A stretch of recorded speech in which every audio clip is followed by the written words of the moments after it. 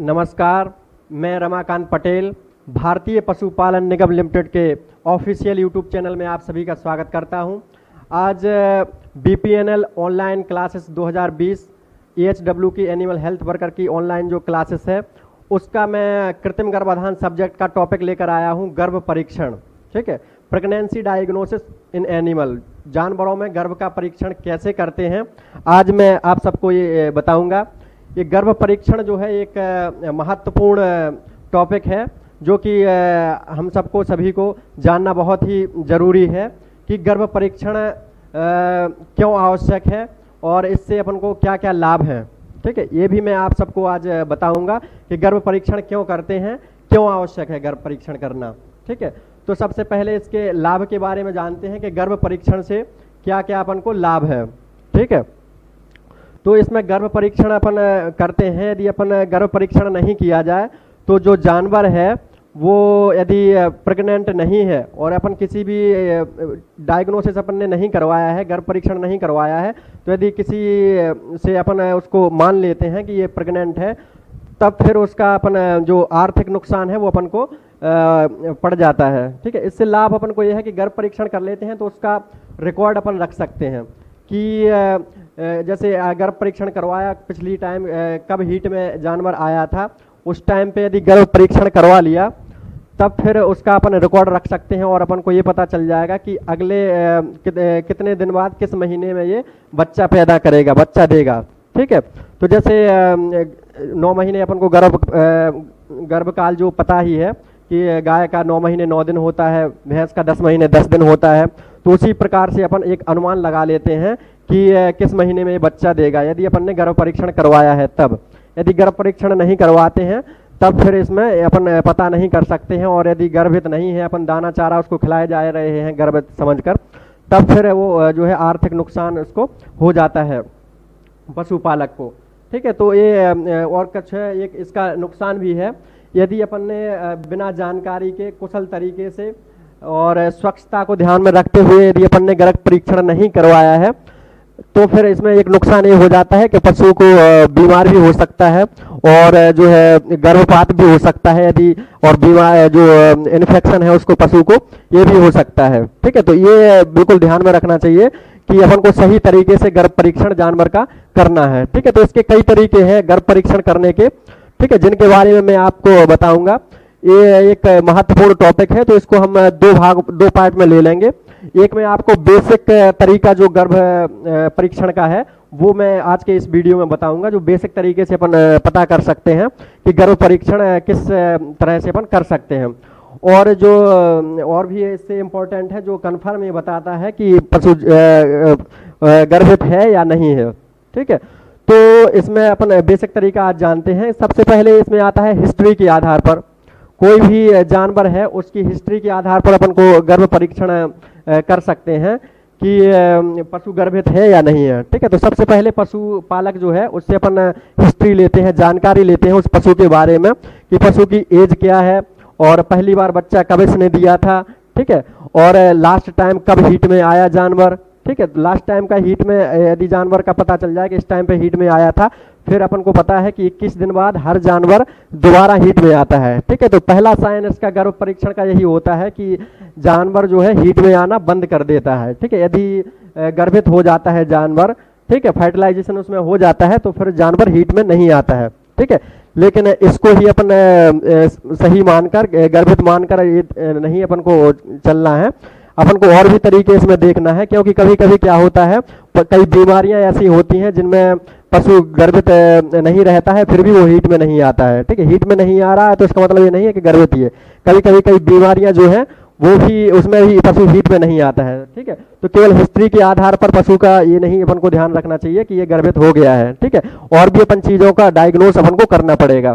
ठीक है, तो इसके अलावा एक जो पशु की बाहरी जांच द्वारा यदि अपन जो है पशु की बाहरी जांच के आधार पर अपन पता कर सकते हैं कि पशु गर्भित है या नहीं है।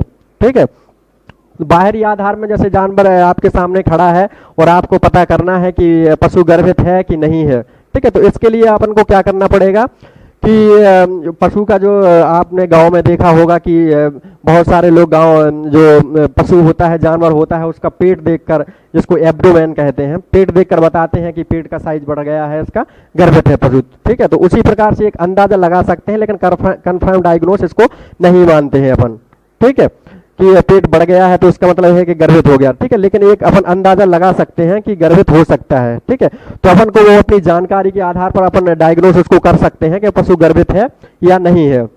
ठीक है, तो ये कैसे पता करेंगे कि एब्डोमेन के साइज बढ़ने से कि पशु गर्भित है कि नहीं है। ठीक है, तो जो हीफर होती है, हीफर आप लोग जानते होंगे कि हीफर जो होती है, जिसने पहली बार बच्चा दिया है, उस गाय को अपन हीफर कहते हैं। ठीक है, तो हीफर जो होती है उसका जो यदि गर्भित है तो उसका जो एब्डोमेन है वो लगभग 4 महीने के बाद बढ़ना स्टार्ट करता है। ठीक है, तो एब्डोमेन जो हीफर है, हीफर की बात कर रहे हैं, जिसने पहली बार बच्चा दिया है, उसका अपन को पता करना है कि पशु गर्भित है या नहीं है। ठीक है, तो उसका जो एब्डोमेन का साइज है वो 4 महीने बाद धीरे धीरे बढ़ना, हल्का सा बढ़ना स्टार्ट हो जाता है। ठीक है, और जो कई बार बच्चा दे चुकी हैं, जैसे 3-4 बार बच्चा गाय ने दे दिया है, तो उनका तो लगभग 6 महीने बाद एब्डोमेन का साइज बढ़ा हुआ अपन को दिखाई देता है, नजर आता है। ठीक है, जिससे अपन पता कर सकते हैं पशु गर्भित है। ठीक है, लेकिन ये पता चलेगा अपन को 6 महीने बाद। ठीक है, तो ये ज़्यादा कंफर्म डायग्नोस नहीं है गर्भ परीक्षण की। ठीक है, इसके अलावा इसके कई वो भी हैं कि जैसे मोटी गाय है, मोटी भैंस है, तो उसमें लास्ट के महीने में ही, जो लास्ट महीना होता है बच्चा देने का, तो उसी टाइम में उसका एब्डोमेन का साइज बढ़ता है। ठीक है, तो इस प्रकार से अपन एब्डोमेन के साइज से इसकी कंफर्म डायग्नोस नहीं कर सकते हैं, लेकिन अपन एक अंदाजा लगा सकते हैं कि पशु हमारा गर्भित है। ठीक है, इसमें एक ये भी होता है कि पशु काफ़ी टाइम तक थोड़ा हल्का सा भूखा रखते हैं, इसके बाद उसको ठंडा जो है पानी उसको पिला देते हैं, तो हल्का सा जो फीटस होता है, भ्रूण होता है, वो हल्का सा उसका जो फ्लैंक वाला रीजन होता है, फ्लैंक वाला रीजन आप लोग जानते होंगे कि जो रिब्स होती हैं, चेस्ट की रिब्स होती हैं, यहाँ पर एक तिकोना आकार का एक फ्लैंक रीजन बनता है, जिसको अपन पेट कहते हैं जिसको। ठीक है, यहाँ तिकोना आकार का बनता है, ये जानवर होता है, इसको फ्लैंक रीजन कहते हैं। ठीक है, फ्लैंक। ठीक है, तो यहाँ पर काफी थोड़ा टाइम तक उसको भूखा रखते हैं जानवर को, और फिर हल्का सा ठंडा पानी उसको पिलाते हैं, फिर जो एब्डोमेन जो भ्रूण होता है वो आपको यहाँ महसूस होता है। ठीक है, तो इस प्रकार से भी अपन एक अंदाजा लगा सकते हैं कि जो है जानवर जो है गर्भित है। ठीक है, इसके अलावा एक और तरीका है कि जो एब्डोमेन का जो नीचे वाला पोर्शन होता है, यहाँ पर अपन मुट्ठी से, जो दोनों पैर यहाँ होते हैं, यहाँ पर मुट्ठी से थोड़ा हल्का सा, थोड़ा लेकिन अपन को दबाना पड़ेगा थोड़ा यहाँ तेजी से। ठीक है, यहाँ अपन मुट्ठी से दबाएंगे और एक हथेली से, दूसरे हाथ की हथेली से इसको यहाँ पर थोड़ा हल्का सा प्रेस करेंगे। ठीक है, फिर हथेली हटाने पर हथेली जैसे ही अपन हटाएंगे तो फिर भ्रूण जो है यहाँ पर आपको फील होगा, आता हुआ भ्रूण के आने का एक एहसास आपको होगा। लेकिन ये जो तरीका है, ये 6 से 7 महीने बाद ये तरीका अपन अपना सकते हैं। ठीक है, तो ये भी एक कारगर नहीं होता है, क्योंकि काफी टाइम बाद अपन को पता चलता है कि ये जानवर हमारा गर्भित है। 6-7 महीने बाद इसमें पता चल रहा है, तो फिर जब तक काफी टाइम हो जाता है, जब तक पशुपालक को जो उसको अच्छा दाना चारा खिलाना है, तो उसमें काफी टाइम हो जाता है, क्योंकि लास्ट ट्राइमेस्टर उसका आ जाता है। ठीक है, तो इसमें ये होता है कि अपन को कंफर्म डायग्नोस पता नहीं होता, और पता होता है तो फिर वो लास्ट टाइम पे होता है। ठीक है, तो ये भी एक अपन अंदाजा लगाने वाला तरीका होता है। इसके अलावा एक और तरीका गर्भ परीक्षण का अपन आता है कि अयन के विकास द्वारा। ठीक है, जो अयन होता है, अडर होता है, जो टीथ होते हैं जहां से अपन दूध निकालते हैं, उसका साइज भी जो है प्रेगनेंसी के बाद बढ़ने लगता है। गर्भित जानवर है तो उसका जो है साइज धीरे धीरे बढ़ता है। ठीक है, लेकिन जो हीफर होती हैं उनमें जो अयन का साइज है वो 4-5 महीने के बाद ही उसमें हल्का सा बढ़ना स्टार्ट होता है। ठीक है, और जो कई बार बच्चा दे चुकी है गायें, ठीक है, उनमें जो है ये 6 महीने के बाद ही बढ़ता है। ठीक है, और अधिकांश जो आयन का साइज है 3-4 दिन पहले ही ये इसमें कोलेस्ट्रॉल आता है और साइज बढ़ जाता है, और लास्ट वाला जो टाइम होता है उसमें ही, लास्ट वाला जो मंथ होता है उसी में सबसे ज़्यादा जो है आयन का विकास होता है। 3-4 दिन पहले इसमें कोलेस्ट्रॉल धीरे धीरे आ जाता है और पूरा आयन फैल जाता है। बच्चा देने के 3-4 दिन पहले जो आयन पूरा डेवलप हो जाता है, पूरा फैल जाता है। ठीक है। तो इसमें भी जो प्रेगनेंसी डायग्नोसिस का जो तरीका है वो अंदाजा ही लगा सकते हैं और लास्ट टाइम में ही इसका पता लगा सकते हैं कि ये पशु गर्भित है। ठीक है। तो इन सबसे ये है कि अपन को कन्फर्म डायग्नोस अपन को नहीं पता चल रहा है कि कन्फर्म जानवर है गर्भित है या नहीं है। ठीक है। इसके अलावा दो तरीके और आते हैं, एक रेक्टम द्वारा जांच करना और रासायनिक परीक्षण द्वारा। ठीक है। तो रेक्टम द्वारा जो जांच करना जो परीक्षण है गर्भित पशु का जांच करना, तो ये सबसे अच्छा तरीका है और प्रैक्टिकली तरीका है। ठीक है। इसी को सबसे ज्यादा उपयोग में लाया जाता है और ये सबसे कन्फर्म है। और एक रासायनिक परीक्षण है, इसको केमिकल की सहायता से अपने मिल्क में मिक्स करते हैं किसी केमिकल को, उससे उसका क्या रिजल्ट आता है उससे पता कर सकते हैं आप मिल्क को या यूरिन को, दोनों में से किसी को आप पता कर सकते हैं। ठीक है। ठीक है। तो रेक्टम द्वारा जांच जो है ये सबसे इम्पोर्टेंट है और यही आपको उपयोग में अधिकांश यूज करते हैं, कंफर्म डायग्नोसिस है। ठीक है। तो इसके बारे में अगले पार्ट में आपको इसके बारे में और डिटेल में और बहुत अच्छे से इसको समझाऊंगा, क्योंकि ये बहुत महत्वपूर्ण है, यही आप लोगों को उपयोग में लाना है। ठीक है। और रासायनिक परीक्षण भी आपको, जो रासायनिक परीक्षण होते हैं ये भी आपको अगले वीडियो में मैं आपको बताऊंगा। ठीक है। तो इसके अलावा कुछ इसकी हानियां भी होती है रेक्टम द्वारा जांच में। ठीक है। तो उनको अपन सावधानियां होती हैं, उनको भी अपन को जो है ध्यान में रखते हुए अपन को प्रेगनेंसी डायग्नोस करना है। ठीक है। यदि सावधानियां नहीं रखेंगे तब फिर समस्या उत्पन्न हो सकती है कोई। ठीक है। वो भी मैं आपको बताऊंगा क्या क्या ऐसे लाभ होते हैं, क्या क्या हानियां होती हैं रेक्टम द्वारा। ठीक है। और रासायनिक परीक्षण का तो सिंपल ही रहता है, इसमें कोई ज्यादा एनिमल को कोई नुकसान नहीं होता है इसमें, लेकिन कुछ कंडीशन रहती हैं कि किसी में नेगेटिव आ सकता है। ठीक है। तो वो भी मैं आपको बता दूंगा। इसके अलावा पीडी के लिए जो है पशु को काबू में करना, जब अपन प्रेगनेंसी डायग्नोसिस करते हैं तो काबू में जो है पशु को करना बहुत जरूरी है। ठीक है। क्योंकि यदि पशु उछल-कूद करेगा तो प्रेगनेंसी डायग्नोस सही से नहीं हो पाएगी और उसको साइड इफेक्ट भी हो जाएगा। ठीक है। तो सबसे पहले काबू में करना जानवर को जो है बहुत जरूरी है प्रेगनेंसी डायग्नोसिस के लिए। ठीक है। तो इसके लिए अधिकांश जो गाय है दूध निकालने के बाद ही पीडी करनी चाहिए, क्योंकि पशु उछल कूद करता है। जैसे अपने भारतीय जो नस्लें हैं, देसी नस्लें हैं, उनमें जो उछल कूद वाली जो प्रक्रिया है वो बहुत ज्यादा होती है। ठीक है। तो अच्छा यही रहता है कि उसको ट्रेविस में जो ट्रेविस होता है उसमें उसको खड़ा कर लेते हैं जानवर को।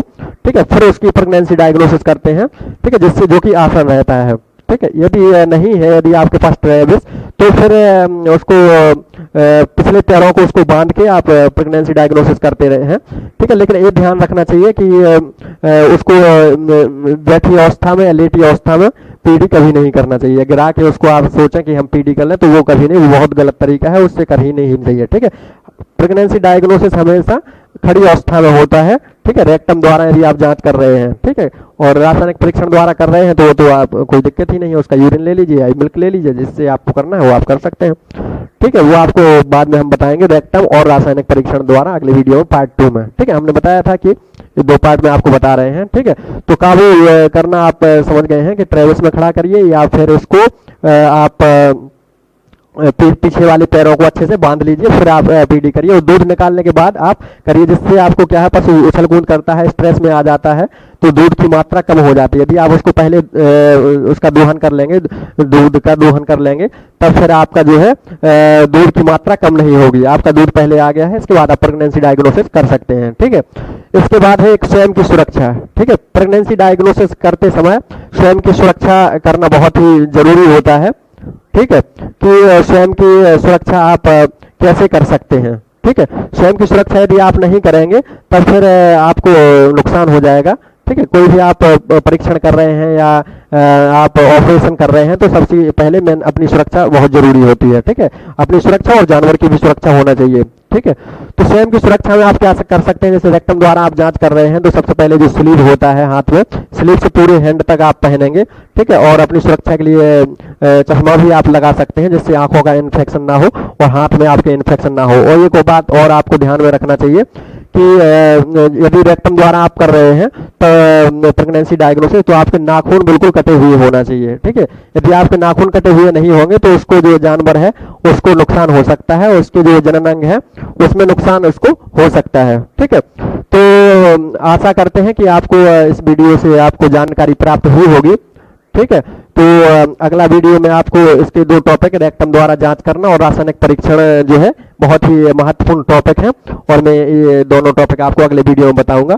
ठीक है, और जो भी जिन्होंने चैनल सब्सक्राइब नहीं किया है चैनल सब्सक्राइब कर लें। ठीक है, और बेल आइकन को प्रेस करें जिससे कि आगे की नोटिफिकेशन आपको मिलती रहे। ठीक है, यदि वीडियो पसंद आया होगा तो इसको लाइक करें।